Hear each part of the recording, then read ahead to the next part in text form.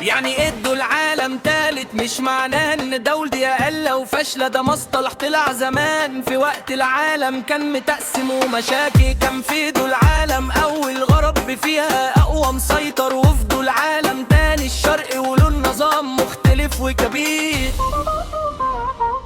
وفي دول قالت مش هننحاز لا للغرب ولا للشرق في النزاع، اختارت تبقى محايدة بعيد عن صراع السلاح. ساعتها اتسمت ببساطة دول عالم تالت بالقسم، مش إهانة ولا التقليل، كان توصف سياسي مرسوم. لكن مع الوقت المعنى اتغير وبقى ليه شكل تاني كبير، بقى يوصف دول اقتصادها أضعفة ولسه في طريقها للتطوير.